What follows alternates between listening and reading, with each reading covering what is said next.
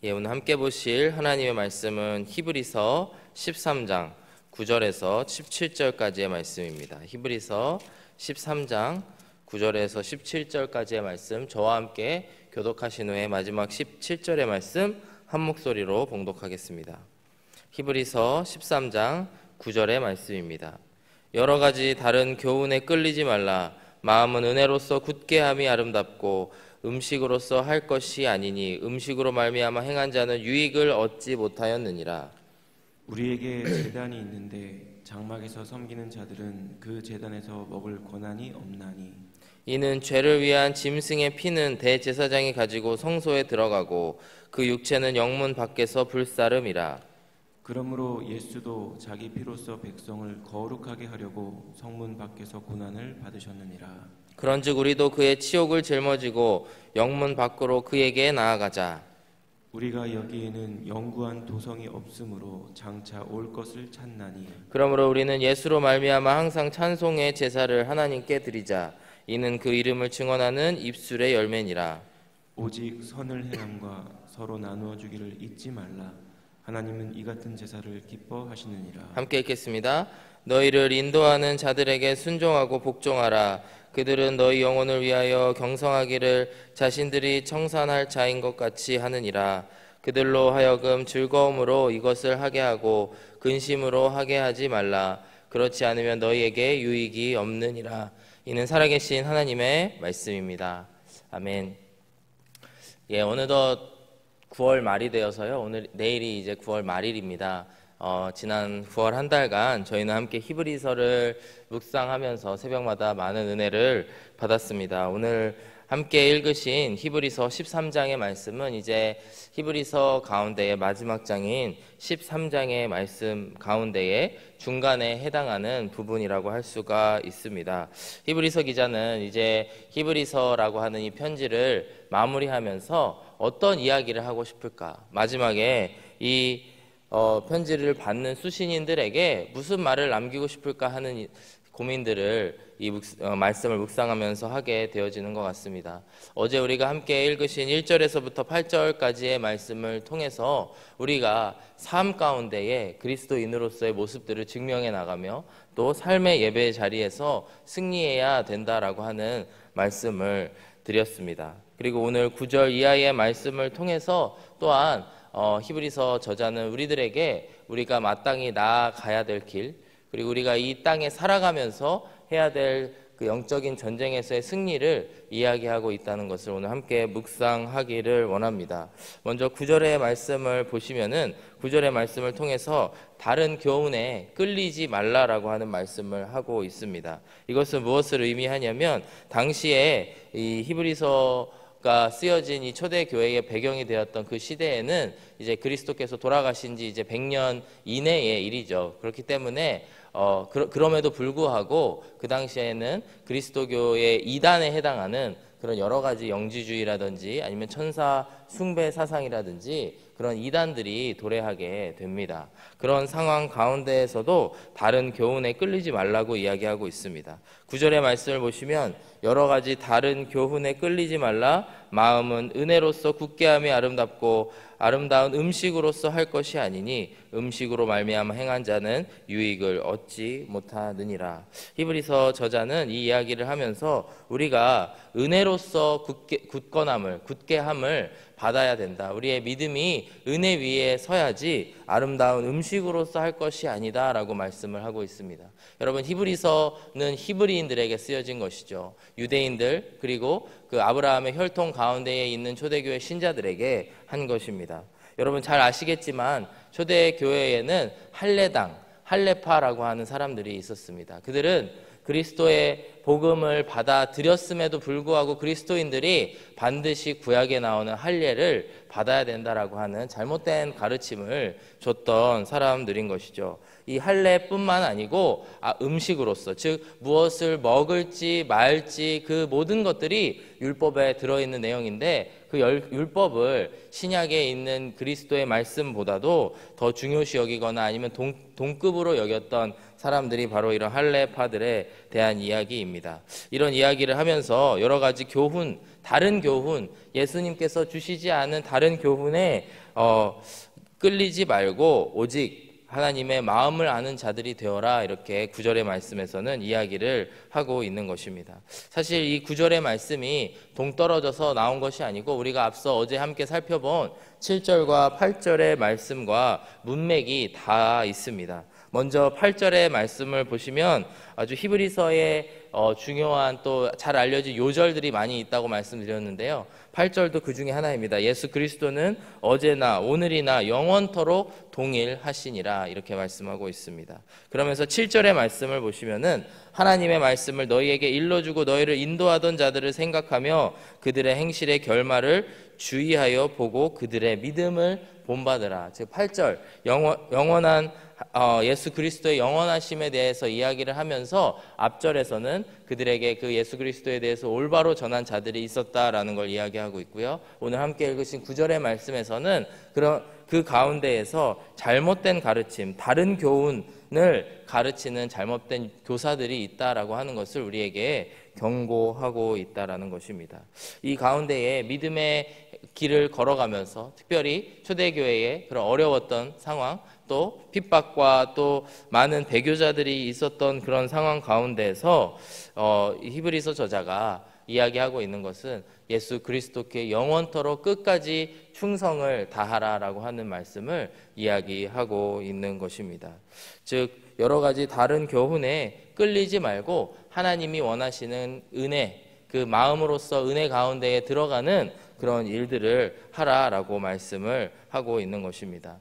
어제나 오늘이나 영원토록 동일하셨던 그 하나님을 바라보라고 말씀을 하고 있는 것입니다. 사실 이 말씀들을 이야기하게 되면은 이제 히브리인들 또 구약에 대해서 아주 능통한 이자들은 구약에서 하나님께서 하신 말씀들, 그리고 몇 가지 하나님의 그런 캐릭터, 속성을 알게 해주는 구절들을 생각나게 될 것이라고 생각합니다. 먼저 사무엘상 15장 22절의 말씀을 보시면 사무엘이 이르되 여호와께서 번제와 다른 제사를 그의 목소리를 청종하는 것을 좋아하심 같이 좋아하시겠나이까? 순종이 제사보다 낫고 듣는 것이 순양의 기름보다 나으니. 사무엘의 고백입니다. 사무엘은 이제 사무엘상을 통해서 우리에게 알려주고 있는 것이 우리가 하고 있는 그 유대인들이 하고 있는 구약에서의 제사들, 이 모든 것들이 너무나 중요하지만 그것보다도 하나님의 말씀을 듣고 순종하고 따르는 것이 그것보다 더 중요하다라고 하는 이야기들을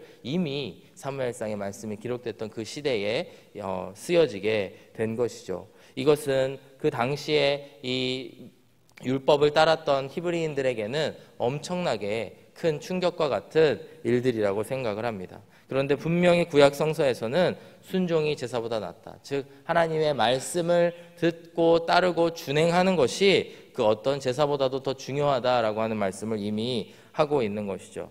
예레미야 31장 31절의 말씀을 보시면은 하나님께서 이렇게 말씀합니다. 여호와의 말씀이니라 보라 날이 이르리니 내가 이스라엘 집과 유다 집에 새 언약을 맺으리라. 그동안에는 이제 아브라함을 통해서 그리고 이후에 모세를 통해서 다윗을 통해서 여러 믿음의 선진들을 통해서 이렇게 하나님과의 언약을 이스라엘 민족들은 맺게 되었습니다. 근데 이제 예레미야 선지자의 때에 와서는 마지막으로 새 언약을 맺으리라 라고 말씀을 하고 있는 것이죠. 32절과 33절의 말씀을 보시면 그 새 언약의 특징이 무엇인지 알려주고 있습니다.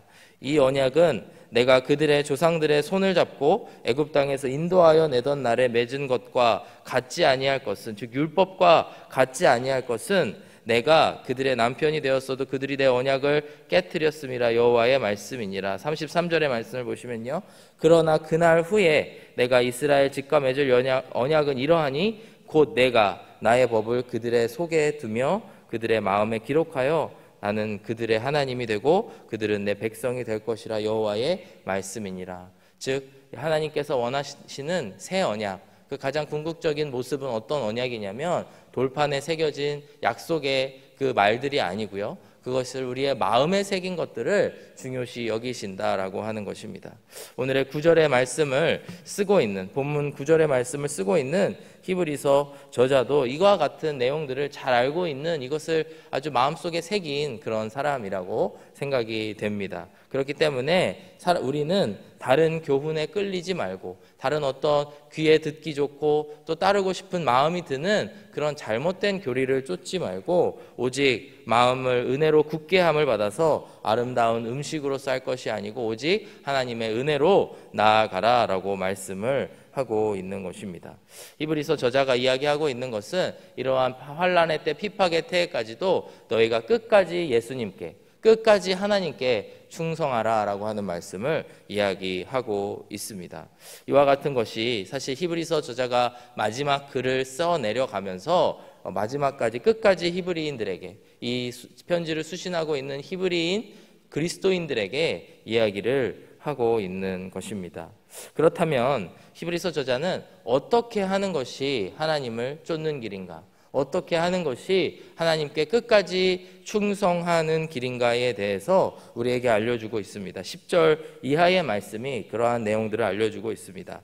우리에게 제단이 있는데 장막에서 섬기는 자들은 그 제단에서 먹을 권한이 없나니 이는 죄를 위한 짐승의 피는 대제사장이 가지고 성소에 들어가고 그 육체는 영문 밖에서 불사름이라. 12절의 말씀을 보시면요, 그러므로 예수도 자기 피로써 백성을 거룩하게 하려고 성문 밖에서 고난을 받으셨느니라. 마지막 13절의 말씀을 보시면 그런즉 우리도 그의 치욕을 짊어지고 영문 밖으로 그에게 나아가자, 이렇게 말씀을 제시하고 있습니다. 이것이 사실 구약의 율법들을 조금 알아야지 더 잘 이해를 할 수 있는 구절이기 때문에 조금 내용을 잘 이해가 안 되시는 분들도 분명히 이 자리에 계실 것이라고 생각이 됩니다. 10절의 말씀을 보시면요, 우선 우리에게 제단이 있다라고 이야기하고 있습니다. 이 제단이라고 하는 것은 여기서는 이중적으로 쓰여졌습니다. 먼저 구약에서 이야기하고 있는 제단은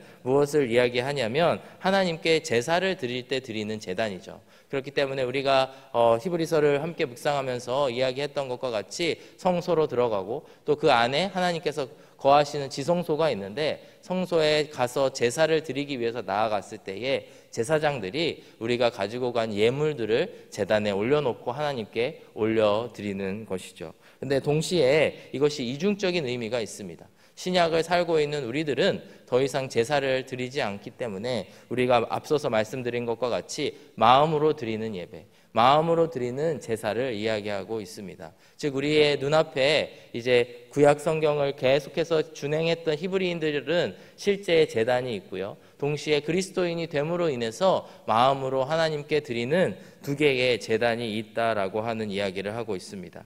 11절과 12절의 말씀은 이 히브리인들이 이 제단에서 드려지는 제사법과 연결시켜서 예수님의 죽으심이 어떤 의미를 갖는지에 대해서 알려주고 있습니다. 먼저 11절의 말씀을 다시 보시면요, 이는 죄를 위한 짐승의 피는 제사장이 가지고 성소에 들어가고 그 육체는 영문 밖에서 불사름이라. 여기서 이야기하고 있는 영문이라고 하는 것은 이제 그 성소로 들어가기 위한 그 성문을 이야기하고 있습니다. 즉 하나님께 제사를 드릴 때에 하나님께서는 어떻게 하라고 말씀하셨냐면 그 죽은 동물들의 그 제물들의 피는 온전히 빼서 제사장이 영문 안으로, 즉 하나님 계시는 성소 안으로 들어가서 불태울 것을 이야기하고 있지만 그 시체는, 그 동물의 시체는 그 진영 밖에서 불사르라고 이야기를 하고 가르침을 주셨습니다. 레위기 16장 말씀에 이 내용들이 나오는데요, 레위기 16장 27절의 말씀을 보시면 속죄제 숫송아지와 속죄제 염소의 피를 성소로 들여다가 속죄하였은즉 그 가죽과 고기와 똥을 밖으로 내다가 불사를 것이요, 이렇게 명확하게 이야기하고 있습니다. 같은 내용이 이제 레위기 4장 11절 12절의 말씀에도 나오고 있습니다. 그 숫송아지의 가죽과 그 모든 고기와 그것의 머리와 정강이와 내장과 똥 곧 그 송아지의 전체를 진영 바깥 재 버리는 곳인 정결한 곳으로 가져다가 불로 나무 위에서 사르되 곧 재 버리는 곳에서 불사를 지니라. 즉 이 제사를 드릴 때에 피를 어떻게 보관하는가가 하나의 중요한 관심사였고요. 그것을 하나님께 올려드려야 됐었기 때문입니다. 동시에 피를 뽑고 난 이후에 시체를 어떻게 처리할 것인가를 이제 히브리인들은 늘 그 말씀을 준행하기 위해서 고민하였다라고 하는 것이죠. 근데 이것을 예수 그리스도의 죽으심, 그리고 그 죽으심 이후의 일들에 대해서 함께 적용함으로 인해서 이 그림을 가지고 옴으로 인해서 히브리서 저자는 정확하게 설명을 하고 있는 것입니다. 12절의 말씀을 보시면 그러므로 예수도 자기 피로써 백성을 거룩하게 하려고 성문 밖에서 고난을 받으셨느니라. 즉 이 모든 율법에서 하나님께서 명하신 것, 구약의 수천 년 전에 명하신 이 일들을 완벽하게 이루신 분이 바로 예수님이심을 히브리서 저자는 앞서 히브리서 전체를 통해서 이야기를 했었습니다. 히브리서 저자는 마지막으로 한 번 더 이야기하는 것이 심지어 피를, 가장 중요한 제사에서 중요한 피를 하나님께로 영문 안으로 들여갔던 것, 그리고 동시에 시체를 영문 밖에서 불살랐던 것과 같이 하나님께서는 예수 그리스도로 말미암아 십자가에 달려 돌아가게 하신 사건이 그와 동일한 사건이다. 그 모든 것에 이제 예표가 되는 사건이 바로 예수 그리스도의 죽음이라고 하는 것을 이야기하고 있습니다. 실제로 예수님께서 달려 돌아가신 골고다, 혹은 우리가 갈보리라고 알고 있는 그 땅은, 그곳은, 그 지역은 이제 하나님의 성문, 영문 밖에 위치한 자리입니다. 사실 너무나 놀라운 거죠. 하나님의 아들이신 예수님께서 피 흘려 돌아가시고 그의 몸이 찢김을 당하신 그 장소가 하나님이 계시는 지성소도 아니고 그 밖에서 그런 일들이 있었다라고 하는 것이죠. 그렇기 때문에 예수님의 희생을 기억할 때에 히브리인들에게는 더 특별한 의미가 있는 것입니다. 예수님께서 정말로 구약에서 찢기고 죽임을 당한 그 어린 양이나 소와 같은 그런 동물들, 그 제물들과 동일한 역할을 하신 것이 바로 예수 그리스도구나. 12절의 말씀처럼 그러므로 예수도 자기의 피로써 백성을 거룩하게 하시려고, 믿는 모든 자들을 거룩하게 하시려고 성문 밖에서 고난을 받으셨구나라고 하는 것을 강조하고 이야기하고 있습니다. 13절의 말씀을 마지막으로 보시면 이 모든 맥락의 끝에 이렇게 이야기하고 있습니다. 그런즉 우리도 그의 치욕을 짊어지고 영문 밖으로 그에게 나아가자. 즉 예수 그리스도께서 그와 같이 구약에 있는 제물들을 이루시기 위해 제물들의 궁극적인 모습으로서 죽으심을 당한 것을 우리가 보고 그 혜택을 우리가 누리고 있기 때문에 우리도 예수 그리스도의 치욕을 짊어지고 함께 예수님께서 계시는 영문 밖으로 나아가자라고 히브리서 저자는 마지막 마무리하고 있는 편지의 부분에 있어서 이야기를 하고 있는 것입니다. 그렇다면 영문 밖이 어디일까요? 여러분, 영문 밖이 어딜 이야기하고 있는 것일까요? 이것에 대한 여러 가지 해석들이 있지만 가장 많은 신학자들이 해석하고 있는 것은 바로 세상을 이야기하고 있습니다. 예수님께서는 나를 사랑하셔서 구원하시려고 이 땅에 오셨지만 내가 영문 안에 하나님의 임재와 함께하는 자리에 있어서 나를 구원하신 게 아니라는 것입니다. 우리라고 하는 인간들은 영문 밖, 즉 하나님이 계시지 않는, 하나님의 임재가 없는 그곳에 있음에도 불구하고 하나님께서 우리를 사랑하시사 예수 그리스도를 영문 밖으로 보내주시고 그 모든 우리의 죄의 값을 희생해 주셨다라고 하는 것을 이야기하고 있는 것입니다. 우리가 잘 알고 있는 요한복음 3장 16절의 말씀에서도 보시면 하나님이 세상을 이처럼 사랑하사 독생자를 주셨으니 이는 그를 믿는 자마다 멸망하지 않고 영생을 얻게 하느니라.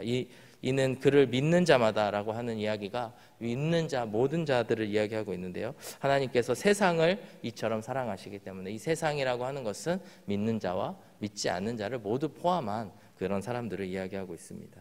요한일서 2장 2절의 말씀에서도 그는 우리 죄를 위한 화목제물이니 우리만, 즉 믿는 자들만 위할 뿐 아니요 온 세상의 죄를 위하심이라. 우리 모든 죄인들, 예수님을 믿지 않은 자들까지도 예수님께서 죄를 짊어지시기 위해서 이 땅에 오셨다라고 하는 것이죠. 끝으로 이사야서 53장 6절의 말씀을 보시면 우리는 다 양 같아서 그릇 행하여 각기 제 갈 길로 갔거늘 여호와께서는 우리 모두의 죄악을 그에게, 즉 예수 그리스도에게 담당시키셨도다.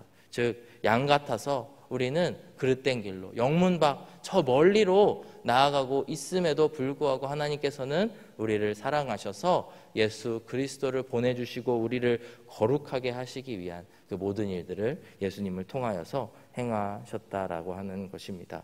우리는 예수님을 따라야 된다라고 하는 이야기를 많이 합니다. 예수님께서도 제자들에게 말씀하신 것이 나를 따르라라고 하는 이야기를 계속해서 처음에 부르실 때에 하셨죠. 그때 제자들도 예수님을 따르겠습니다 고백하고 예수님을 따르는 듯해 보였지만 잘 아시듯이 예수님께서 십자가에 돌아가셨을 때 예수님을 따르지 못하고 그 마지막 순간에 예수님을 배신하고 돌아온 일들을 우리가 잘 알고 있습니다.